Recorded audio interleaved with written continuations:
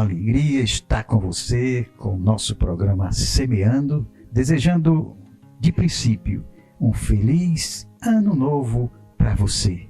Com certeza, vamos nos unir com o coração para semearmos neste ano mais amor, mais alegria, mais esperança no coração do nosso povo aqui do Brasil. E nesse primeiro programa deste ano de 2023, nós convidamos uma convidada muito especial, ela que já esteve aqui presente no nosso programa, a doutora Iana Queiroz, ela que é psicóloga, e estará hoje conosco, colaborando nesse início de ano, desejando a você um feliz ano novo. Obrigada, é um prazer estar aqui novamente, essa entrevista, esse programa, vai ser ótimo. Ô, doutora, quais os cuidados que devemos ter nesse início de ano para a saúde mental? Bom, como a gente está chegando, né, num ano novo, né, novas perspectivas, né, então às vezes acontece das pessoas, por conta do ano anterior, terem algumas expectativas maiores e algumas decepções também. Então, no começo do ano é importante que a gente preste atenção no que a gente quer fazer nesse ano, né? As metas, expectativas, os projetos, mas que seja algo que não seja uma cobrança muito grande, entende? Então, assim, tem que ser um parâmetro, né? Algo a se conquistar e não uma cobrança, porque quando a gente não consegue alcançar aquela meta, aí pode vir culpa, arrependimento, decepção, né? Então, assim, é importante também a gente prestar atenção nas pessoas que estão perto da gente, né? Nossos amigos, conhecidos, e observar, essa pessoa, ela tá legal? Como é que ela passou essa virada de ano, né? A gente teve aí o Natal, e muitas vezes nesses feriados, né, nesse final de ano, as pessoas têm alguns conflitos com os familiares, né? Então, assim, por exemplo, a pessoa vai para uma ceia de Natal e tem que falar com familiares que não têm um convívio muito bom. Então, essa pessoa ela já pode ficar mais ansiosa. E aí tem a questão da virada do ano, né? A pessoa vai pensar em tudo que aconteceu naquele ano, coisas boas e coisas ruins. Sim. Então, assim, dependendo de como tá a vida daquele sujeito, ele pode ter uma desesperança em relação ao ano que vem. Então, essa transição, né, de um ano para o outro tem essas questões, né? A pessoa, eu não consegui fazer aquilo ano passado, esse ano eu quero fazer. Então, pode ser algo muito negativo ou pode ser algo muito positivo. Sim, por exemplo, tem pessoas que vivem, vamos dizer assim, numa ilusão, cria uma ilusão ou faz um propósito, talvez que seja até impossível de conseguir, não é? Essas pessoas assim que vivem de ilusão, como é que você trataria?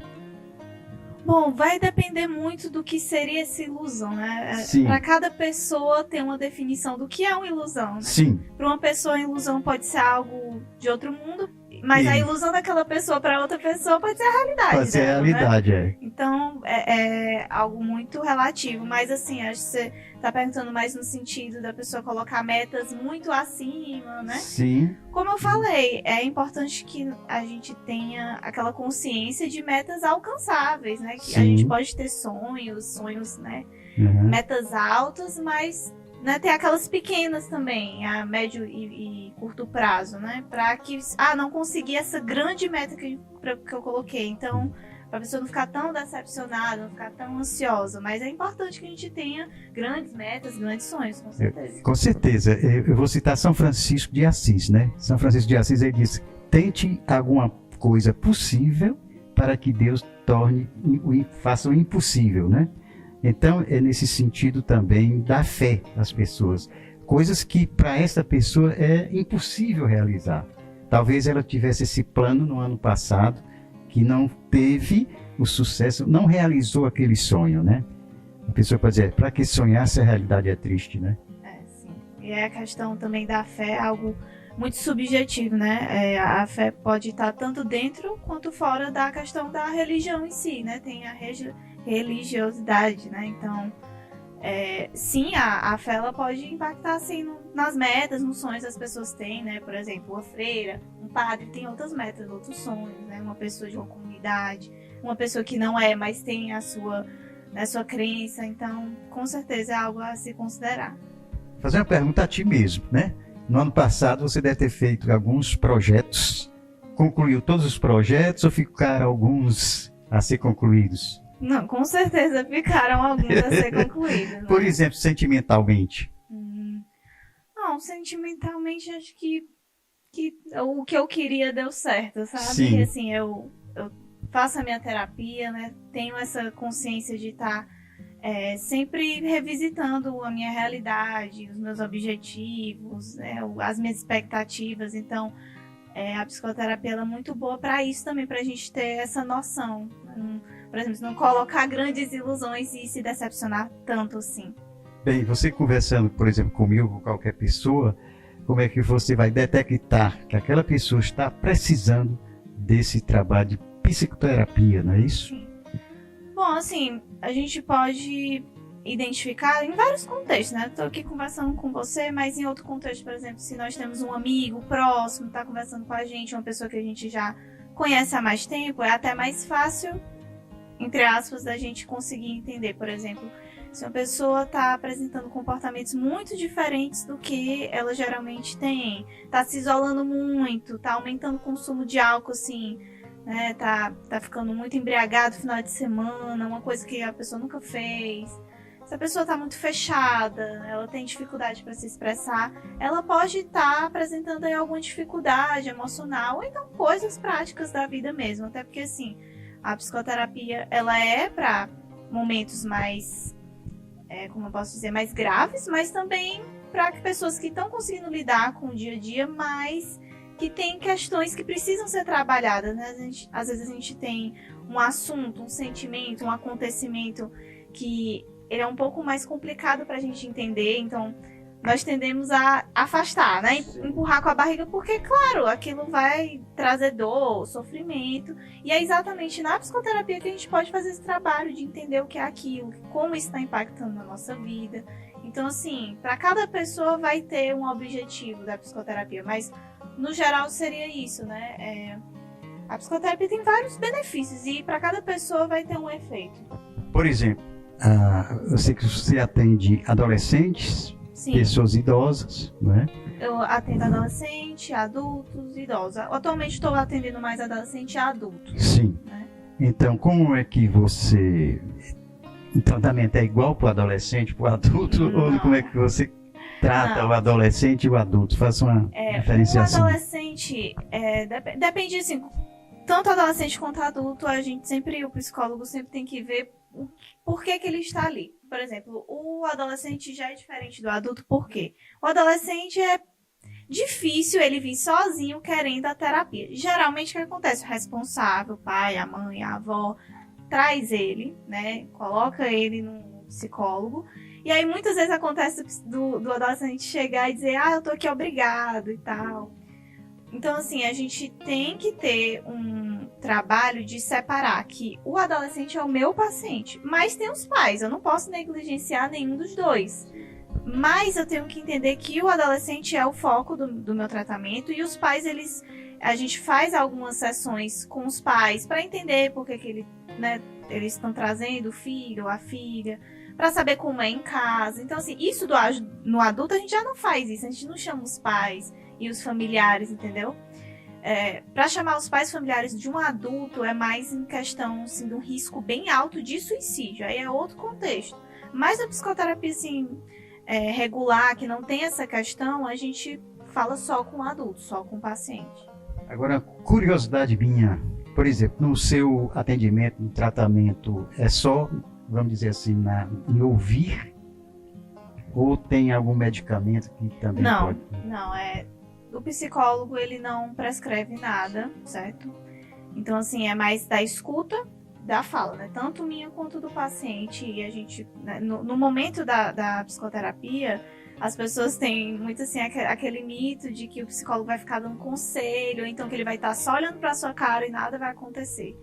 Mas não é assim. No começo do processo psicoterapêutico, geralmente o paciente é para falar mais, né? E aí o psicólogo ele está conhecendo aquele paciente, está entendendo o que é que ele está trazendo ali. Então, podem ter apontamentos, questionamentos que a gente tem que fazer, o psicólogo tem que fazer. O psicólogo não vai ficar que nem uma múmia olhando para você, certo? Vai ter momentos que, claro, você tem que ficar calado para ouvir o seu paciente, entender, analisar, mas assim, nós temos momentos que nós puxamos, fazemos questionamentos para entender o que é que ele está trazendo. Mas assim, o psicólogo ele não vai te dar conselho, não vai te dar pitaco, simplesmente, né? Não é isso que a gente faz. Sim. Mas a questão do medicamento, né? A gente realmente não prescreve. O que a gente pode fazer é dar a indicação, a sugestão de, por exemplo, eu estou avaliando aqui que você talvez seria interessante ir para um psiquiatra. Sim. Procure um psiquiatra, posso até indicar um profissional, mas eu não posso ir lá e prescrever, isso não é da nossa área. Bem, então assim, em média, você faz um atendimento a uma pessoa em quantos, vamos dizer, sessões? Ou tem, Não tem. É ilimitado? Assim, a gente não pode, inclusive isso tem até no nosso não é nem manual, as nossas resoluções, né, o código de ética, por exemplo, que nós não podemos taxar quantas sessões o paciente vai ter resultado tal. Isso não tem como acontecer porque é muito subjetivo, é muito particular de cada paciente.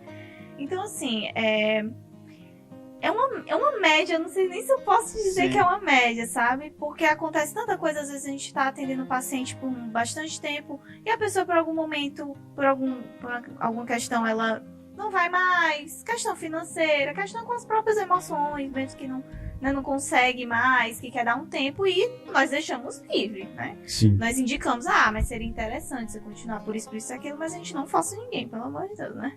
Mas assim, umas 15, 20 sessões, sabe? Eu tô dizendo assim, é uma média bem...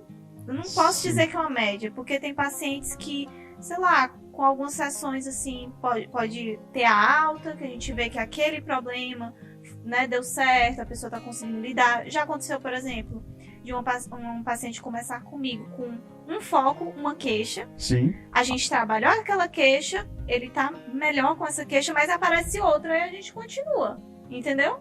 Então, assim, é muito de cada paciente, mas eu não posso te dizer quantas sessões são necessárias, entendeu? Então, nós temos momentos de depressão, acho que todas as pessoas têm. Como é que vocês também trabalham nesses casos? Pois é, assim, o psicólogo fala muito, é muito relativo, porque de fato né? Então, assim, pode ter 10 pessoas com depressão, cada uma vai ter uma depressão diferente. Assim, pode ter os sintomas parecidos e tal, mas cada pessoa vai vivenciar de uma maneira diferente. Por exemplo, numa depressão mais grave, a pessoa não consegue sair da cama. Realmente acontece, a pessoa não tem, né? Nem quer tomar banho, não quer tomar banho, não quer sair, né? Desiste da vida, né? Pode ter isso, mas assim, para aquela pessoa o contexto dela é diferente. Ela tem uma família que dá um apoio, ela tem outras atividades para fazer durante o dia dela que podem ajudar junto com o tratamento psiquiátrico e com o psicólogo.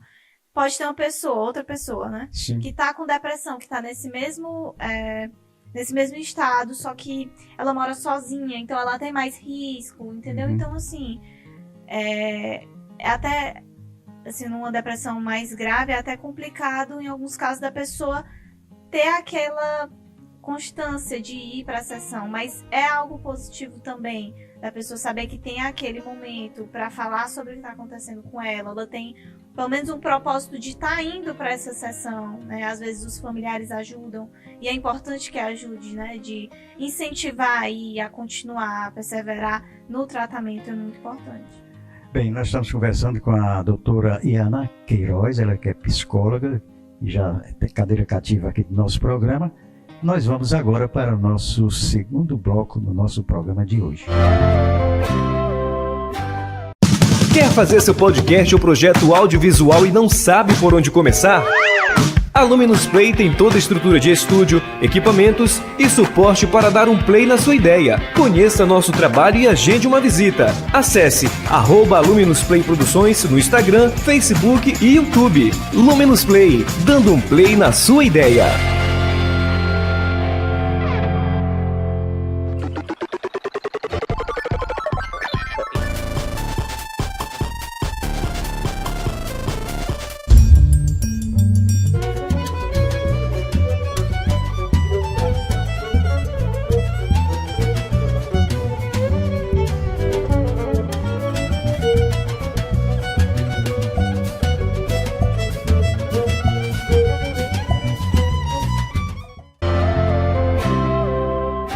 Estamos voltando com o nosso segundo bloco, já louvando e agradecendo a Deus pela sua audiência. O programa Semeando, que neste ano está completando 35 anos aqui na TV Ceará. Realmente é uma grande bênção de Deus a gente manter esse programa que leva o amor, a alegria, que evangeliza não só o estado do Ceará, mas para o mundo inteiro através do YouTube também. Nós estamos com o nosso programa Semeando. Hoje, nesse dia muito especial, conversando com a psicóloga doutora Iana Queiroz. Doutora, você também precisa fazer terapia? Preciso. Eu, particularmente, preciso. O pessoal até se surpreende porque não sabe que o psicólogo também precisa de psicólogo, né? Interessante é um psicólogo conversando com o outro. Muitas reflexões. O psicólogo, ele precisa estar no acompanhamento. Assim, eu não vou dizer que todos precisam a vida inteira, certo? Então, mas assim, é importante que esteja no seu processo, que esteja no acompanhamento, né? Porque geralmente a psicoterapia é 4 vezes no mês, né? Toda semana. Tem psicólogos que fazem de 15 em 15 dias, por exemplo. Eu faço de 15 em 15 dias, certo? Mas isso vai depender muito, né? De como tá aquela pessoa, né? Como é que tá os conflitos, né, da vida, como é que essa pessoa tá lidando com os conflitos. Mas assim, por que é interessante, é essencial que o psicólogo faça terapia também? Porque entenda que a gente vai atender várias pessoas com diversos tipos de conflitos, de vidas, de acontecimentos, sentimentos. E pode acontecer, sim, acontece, de uma pessoa que chega para você que tem um conflito muito parecido com o seu conflito, né? Não só conflito, mas com o sentimento que você tem em relação a algo, né? Vou dar um exemplo, assim, chegou um paciente para mim que tem um problema de relacionamento com um amigo. E aí eu tenho também na minha vida. Se eu não estiver bem consciente desses conflitos meus, do que é que eu sinto, né? Se eu não estiver na minha terapia, que é muito fácil que eu confundir com o conteúdo que a outra pessoa está me trazendo. Então, se eu fizer isso, eu estou prejudicando aquela pessoa. Porque eu não vou estar atrás de entender o que é que ela está trazendo. Pode acontecer de psicólogo chegar e dizer, não, você tem que dizer aquilo mesmo para ele. Tipo, não é assim que a gente trabalha. Porque você está deixando as suas questões transbordar nas questões do paciente. Então, quando a gente está na psicoterapia, a gente é mais um cuidado que nós temos com a gente e com os nossos pacientes, sabe? Então, e é importante a gente ter consciência de o que aquele paciente produz na gente. Nós ainda somos humanos, né? Sim. Então, nós temos sentimentos. Emoção também. Emoção. É um mito que eu vejo muita gente, até eu tinha esse pensamento de tipo, não, o psicólogo ele não pode se emocionar, ele não pode, né, se mexer com o paciente. Nós temos que prestar atenção quando isso acontece, levar para nossa terapia para entender por que eu me toquei tanto com aquilo que o paciente falou, por que eu senti isso. Tanto de coisas positivas quanto de coisas negativas. Mas, por exemplo, o psicólogo ele é humano, eu sou humano. Então, assim, pode acontecer de eu me emocionar com algo que o paciente está trazendo para mim, do meu olho encher d'água, de eu ficar, né, depois da sessão, né, sentir algo mais forte. Mas eu não posso deixar que isso transborde e seja o foco da sessão. Por exemplo, eu não posso começar a morrer de chorar junto com o paciente. Eu vou estar me desesperando junto com ele. Aí os dois têm que procurar um psicólogo. Mas é por isso que o psicólogo também tem que ir. Mas assim, não é um erro, um negócio assim de outro mundo. Sim. Né? Se você que é psicólogo e está assistindo, não se sinta tão mal se você, né, se tocou, se você ficou emocionado com algo, né? A gente só tem que ter o cuidado de não transparecer tanto e também de não ser o foco da sessão. Mas o que acontece, nós somos humanos, às vezes é sofrimento todo o tempo, né? Que aparece, é o que mais aparece. Né? Então a gente só tem que ter esse cuidado, essa atenção de entender, eu tô assim por conta desse paciente, por que eu tô assim, e levar para sua terapia, e é isso. E você como psicólogo, por exemplo, uma pessoa bem ligada da tua família, havia alguma questão de não atender? Você não é uma pessoa, uma irmã sua, por exemplo? Se tem a questão de eu não poder atender? Sim. Sim, tem, não posso. A questão assim, de Eu não posso atender ela. Certo. O que eu penso isso, né? Uhum. Por exemplo, o advogado, por exemplo, eu posso advogar uma causa em prol de um familiar meu, mas não é conveniente, Sim. porque você se emociona, você uma tem coisa muitas questões disso aí. Tem muito isso. Muito. Por quê? Não é só o psicólogo que vai já ter, a gente já vai ter ideias sobre aquela pessoa, já vai ter memórias com aquela pessoa, a gente vai ter uma visão já dessa pessoa. Pode ser negativa, pode ser positiva, pode ser os dois. Então, isso não tem como não influenciar. E também a questão da pessoa que a gente está atendendo. Por exemplo, se eu vou estar atendendo a minha irmã, por exemplo, ela já sabe muitas coisas da minha vida, ela já tem as ideias dela sobre mim. Por exemplo, eu não posso atender um amigo meu próximo, porque ele vai me ver como a Iana, minha amiga, e não a Iana, psicóloga profissional. E isso vai influenciar muito. Então, assim, toda vez que chega alguém perguntando pra mim, eu conheço essa pessoa é minha amiga? Então não posso. Essa pessoa é uma pessoa que eu vi uma vez, que estudou comigo há muito tempo. Tudo você tem que prestar atenção, avaliar. É o irmão de uma pessoa que não é nem minha colega, é distante. Então tem como, entendeu? Agora, vínculos mais próximos, de familiar, de amigo, de namorado, de companheiro, não tem a mínima condição, assim. Infelizmente, tem psicólogos que fazem isso, né? Que eu saiba, esse ponto ele não tem expressamente no nosso código. Sim. Mas tem algo no nosso código que diz que se a gente tiver alguma relação íntima com o paciente ou com familiares do paciente que vá prejudicar o processo, a gente não pode. Então, ainda tem isso no nosso código. Então, é muito do bom senso de cada psicólogo, mas tem que ter esse cuidado. Como você falou, o psicólogo também é humano, né? Sim. Então, nesses atendimentos que você, ao longo da sua profissão, teve alguém assim especial que te emocionou mais ou que te envolveu mais? Já assim, aconteceu. Vamos dizer, uma coisa muito complicada para resolver. Sim, já aconteceu, né? De tanto você ficar muito feliz pela pessoa, também de você ficar muito triste, de a pessoa falar ali uma experiência muito ruim que ela teve, ou então a pessoa tá emocionada e você fica, já aconteceu, mas não cheguei a chorar junto com a pessoa, mas já aconteceu, no meu olho encher d'água, já aconteceu.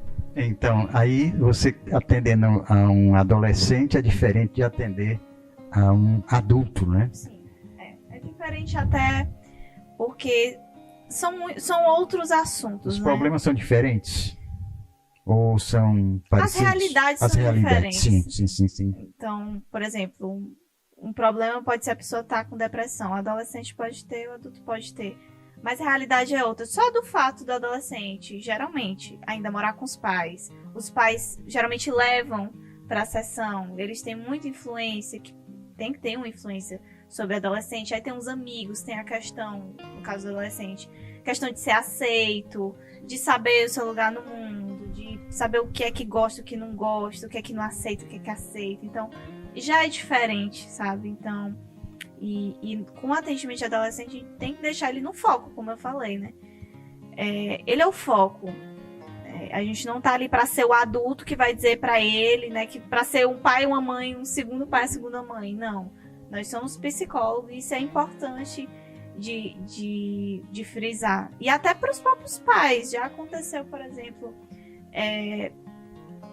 do pai ou da mãe querer saber tudo que está acontecendo, né? E ficar vindo atrás do psicólogo. E acontece. Sim. Isso, o psicólogo que vai atender o adolescente tem que estar preparado para isso, porque vai acontecer. Já aconteceu no meu estágio, já aconteceu isso também.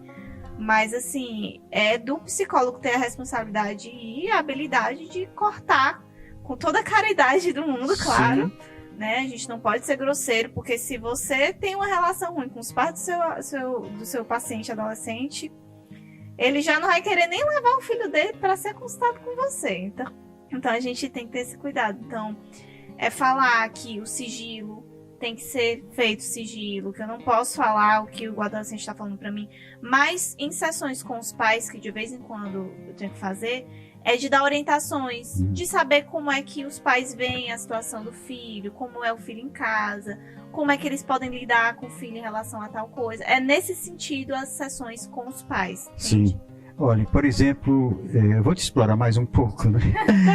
Tu já atendeu, por exemplo, uma pessoa casada que ficou divorciada, vamos dizer, uma mulher? Então, tem aquele trauma da separação também. Pronto, esse seria um dos assuntos. Talvez alguém esteja nos assistindo agora e queira uma orientação. Talvez não. Esse é um assunto que pode sim ser trabalhado na psicoterapia, é até importante. Assim, tudo que for de finalização de ciclos, começo de outro, separação, perdas, tipo um luto, a morte de um parente, é importante. Né? Se a pessoa não está conseguindo lidar com aquilo, fazer um acompanhamento. Porque, por exemplo, no contexto do divórcio, né? Sim. A pessoa é um luto.